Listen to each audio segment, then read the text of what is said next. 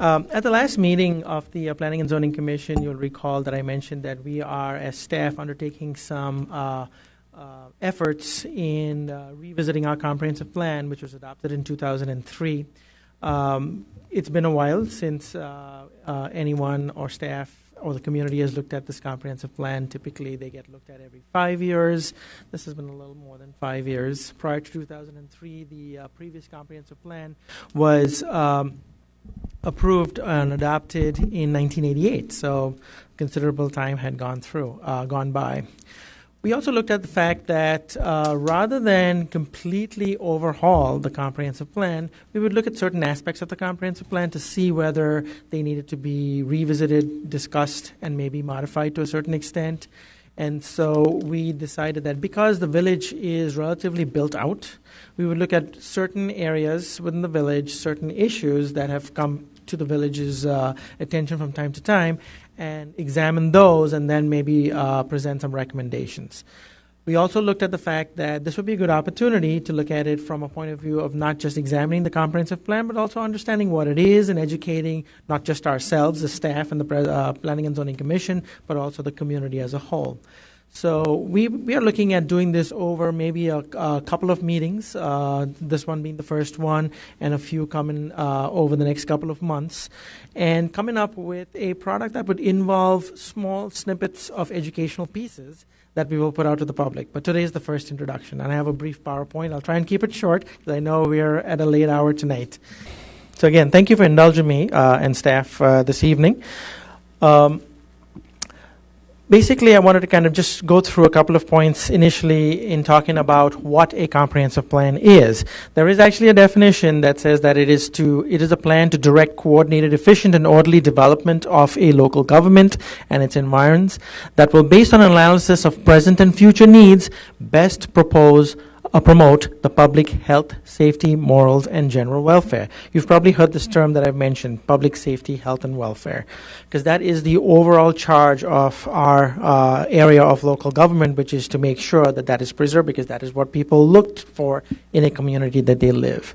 But essentially what it is a blueprint that guides a community and its future development and other resources. It is not meant to serve as any regulation or any code or ordinance, but simply guidance for the community.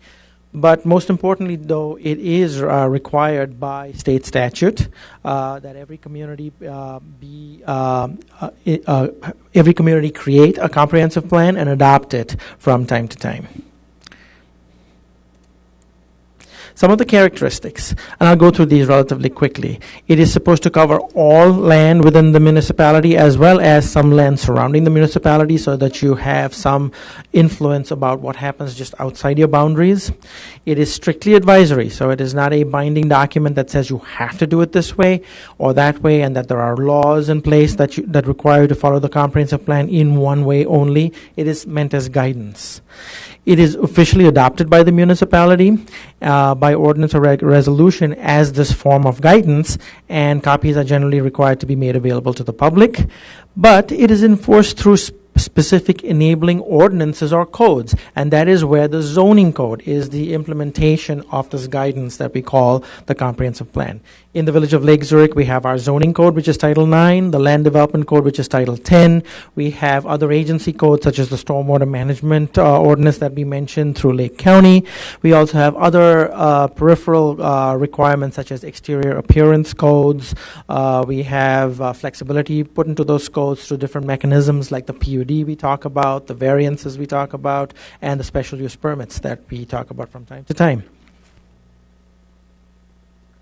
The typical elements of a comprehensive plan, it covers practically everything that the village would do and look for in guiding its development and the way in which its environment gets built out. So it contains sections on land uses, demographics, housing, infrastructure, etc. And there is a long list that you see on your screen. But most importantly, the last paragraph, it needs to be flexible and adaptive. It is not a strict set of rules per se, it is guidance. So being written as a guide to plan for the next 10 to 15 years, but recommended for review every 5 years, and if appropriate, updated to address policy changes that come up from time to time. So in order to help the village keep up with the times and kind of keep abreast of development that's taking place in not just the village but in the region, it is sometimes recommended that we look at the comprehensive plan from time to time to see if there are any areas that need to be kind of modified, tweaked, or changed. So Lake Zurich's comprehensive plan, I won't go through this in detail, but it was adopted in 2003, and it had a specific set of purposes, one of which is the first one, to revise a land use plan which guided how various properties within the village would develop. But it also looked at aspects of housing, economic development, infrastructure, the environment, sustainability, flooding issues, creation of parks and recreation, anything that was important and integral to a good quality of life in the community. I think my mic is fading. I'll use this one. The most important aspect of our comprehensive plan is the land use map. This land use map sets up different land use designations for future development in our community. It then also sets up a planning area boundary, which is the purple line that you see. I'm just kind of trying to trace it out over here.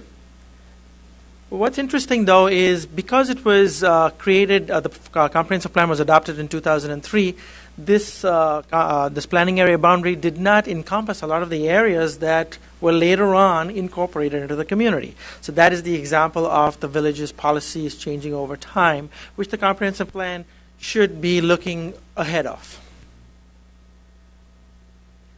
This is the zoning map. This is a very accurate rendition of what the current municipal boundaries are. Now, I state here, while planning is a guide to use and for the development of land, zoning provides the teeth in implementing the use and development of land through the specific regulations, which is what you are generally charged with in reviewing these regulations from time to time as we bring these to you. And the zoning map is required by state statute to be updated once every year because we do have quite a few zoning changes that come before the village board and it approves. And to keep the zoning map up to date, the state statute says at least once a year, update the zoning map. Not every month or every week, but once a year. So what we decided to do was to look at some critical areas and hotspots that in our recent past, I would say the past maybe 2 to 3 years, have come up to the village for consideration from time to time.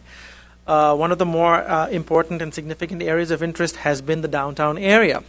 Do we look at updating the downtown plan? Would there be any comprehensive course corrections from when the downtown plan was first implemented? That is something staff will be looking for feedback from the community. We are looking at it ourselves, evaluating it.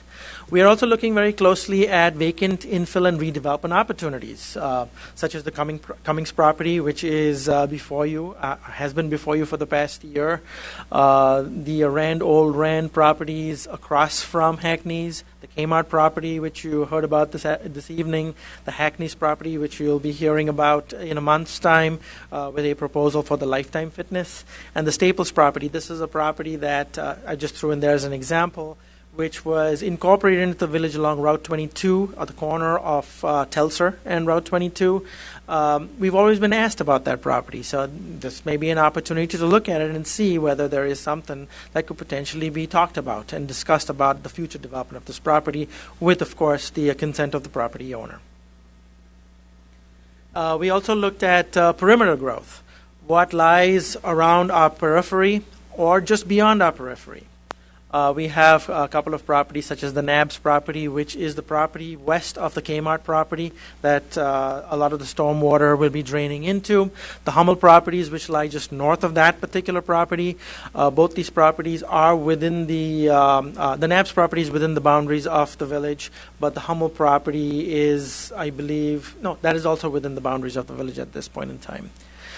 And then finally, we looked at the Route 22 corridor.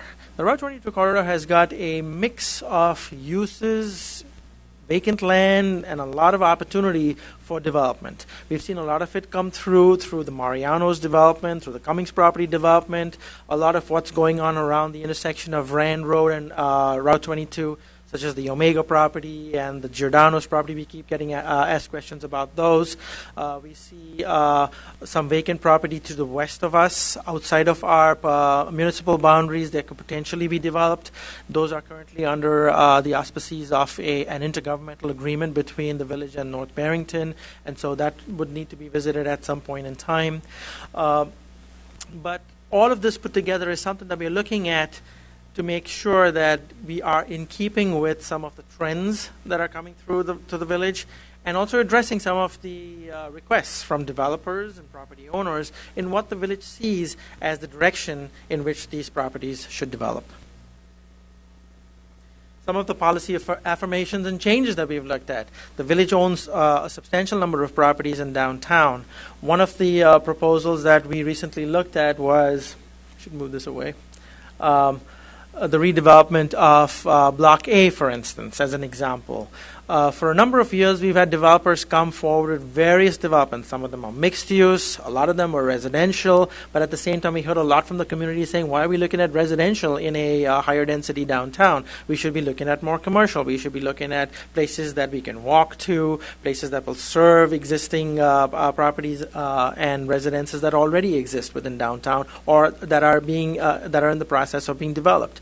And so staff put together this concept and unveiled it to the village board and the community about a month ago, and we're trying to see and garner interest in the community and in developers, in the development community, as to whether a project such as this could be developed. Essentially, just to summarize what this concept is all about, is it takes the 1.7 acres of Block A and proposes conceptually a 19,000 square foot building with 3 to 5 tenants, one of them being a large anchor tenant such as a brew pub with a banquet facility, capitalizing on outdoor seating facing the lake, second level terrace seating, things that would really attract some sort of development to this property.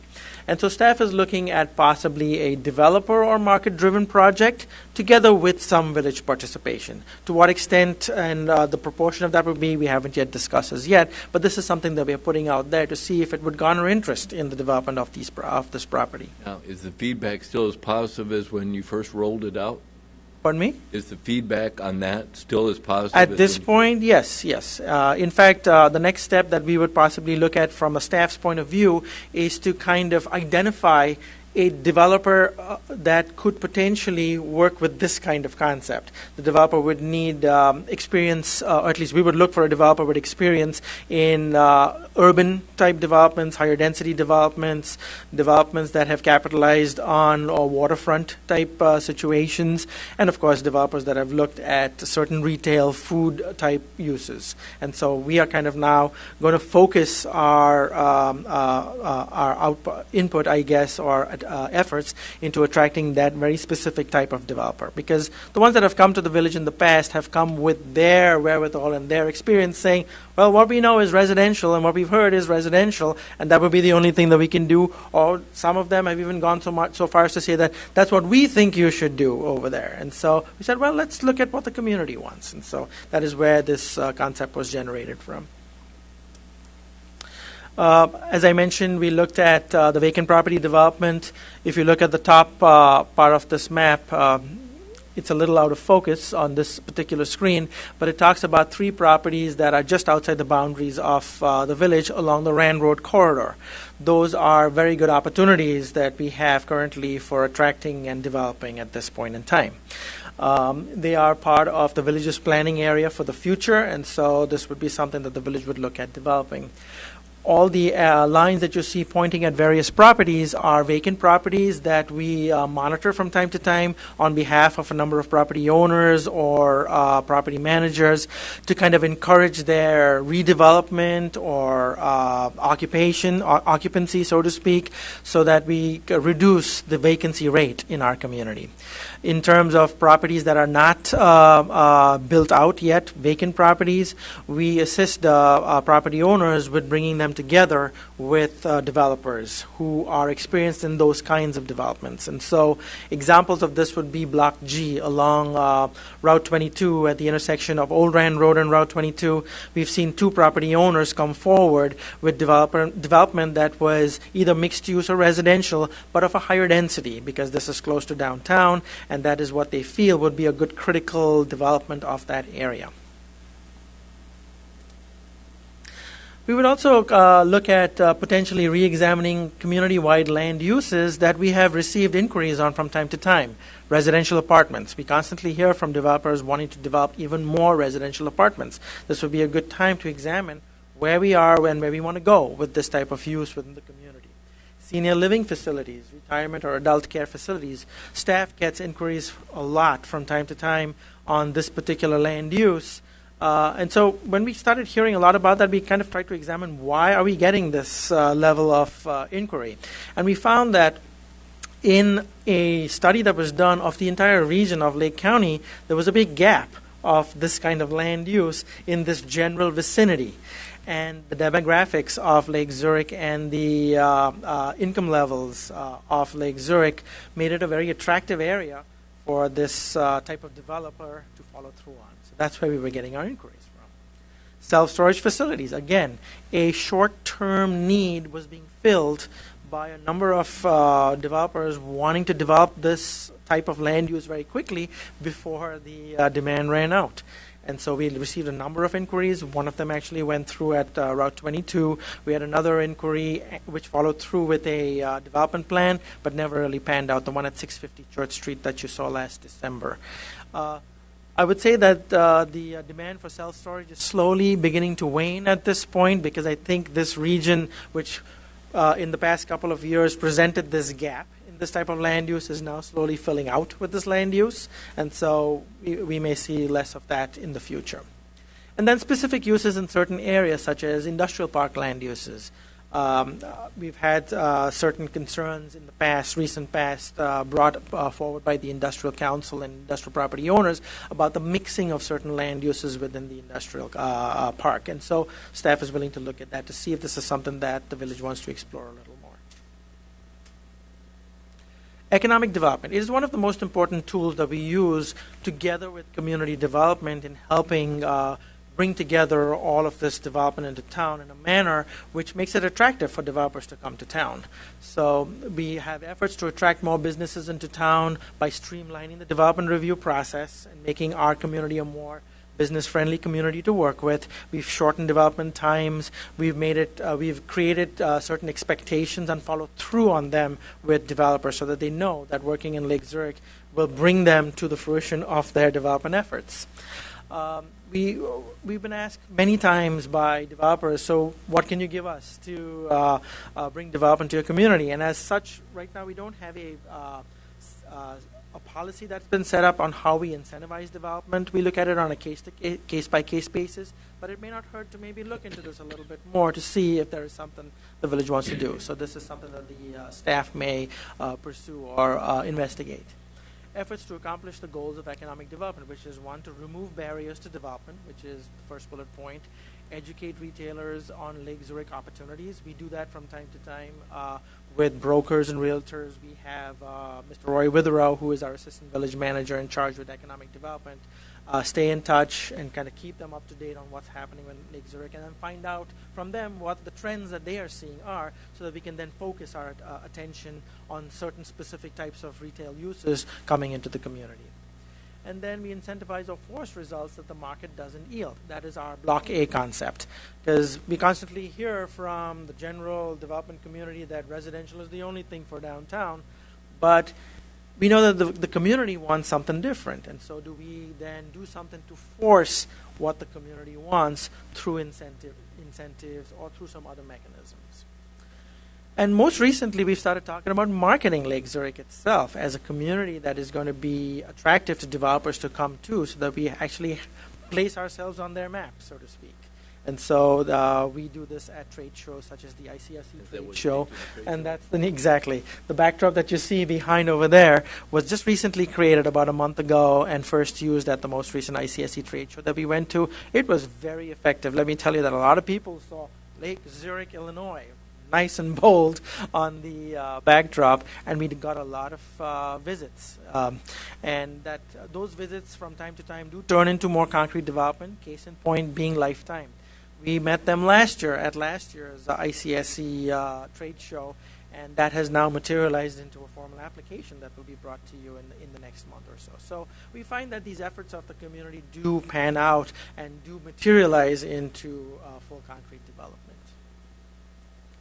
So what will you be seeing in the upcoming future of what we do with all of this information and all of these efforts that we're putting into?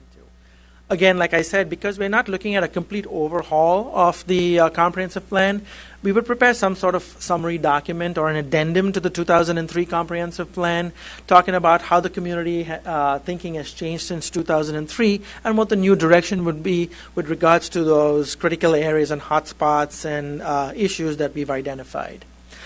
We would certainly look at an updated comprehensive land use map, because the one that we have in our comprehensive plan today, as you saw, at least through its boundaries, if nothing else, is outdated. We would look at the 10-minute plan, as we call it, a series of 1-minute videos that address comprehensive plan update topics. One of them is actually under production, and we hope to show it to you in maybe, if not the next meeting, but the meeting after that, on where I started with tonight's presentation, which is what is a comprehensive plan. Because a lot of people don't know what a comprehensive plan is.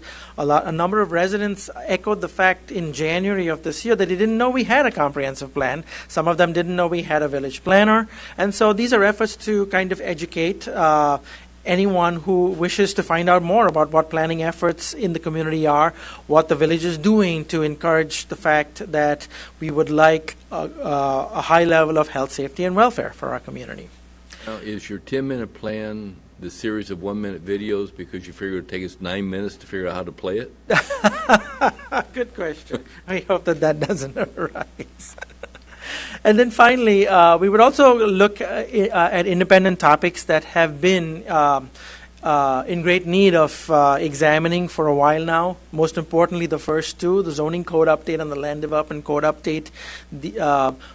The reason you see so many special uses come before you, or so many PUDs, or so many variations come before you, is because we're constantly modifying an older version of the zoning code. We've already accomplished one aspect of it with our sign code. We recently went through a sign code update in the past couple of years and had that approved with the village board in March of this year. And so that was one step in moving towards a more up-to-date code. The next steps are the zoning and the land development code. We may also examine corridor plans or overlay zone districts if we find that there are certain areas that merit special attention. We could look at it from the point of view of an overlay district. A good example is the downtown overlay district, but we would need to examine that to see how it would best fit today's aspirations of the village. So these are some of the efforts we will be looking at in the near future. And I think that brings me to the end of the presentation. I hope I was brief. It's 9:30, but if you have any questions, I'd be happy to answer them. Otherwise, certainly we could leave discussion for a future date. If there are no... One question I do have, and Yes. that is in terms of the idea of taking the initiative, as you did with Block A, Yes. in terms of looking at a 19,000 square foot building and finding the person to move into it. Yes. And, I like the idea of the little, Breezewell Park Breezewell Park Pavilion. Yes, that was another project. Right. I like that. But the main park in the village, Polis Park, the one thing that we are lacking as a village, besides a comprehensive plan, is a better use to be able to enjoy that outdoor venue. Yes. The little band stage that they put up for the 4th of July gives you a taste of what the park could be like if we had something more like a pavilion.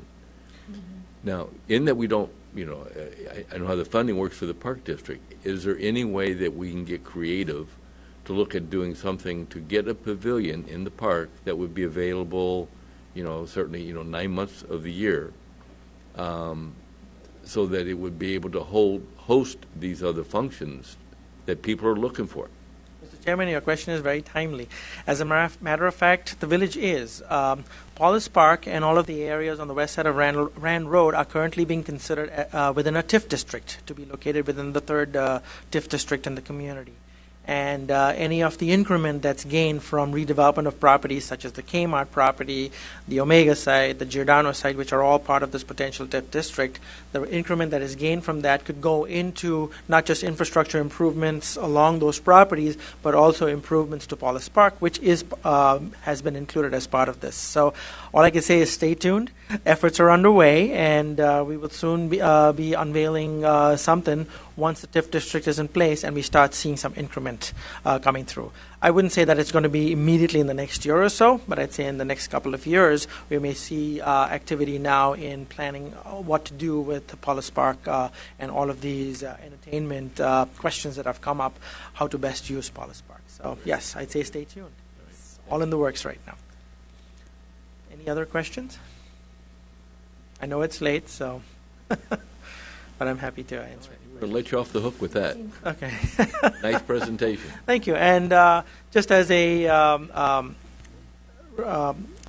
update of what will come in the next one, we're looking at zoning as an issue, because that is pretty much what your charge is here, is to look at the zoning code and look at what zoning is all about. We'll keep it brief again, no more than 5 or 10 minutes at the most, and hopefully have a 1-minute blurb on that as well, in the form of video.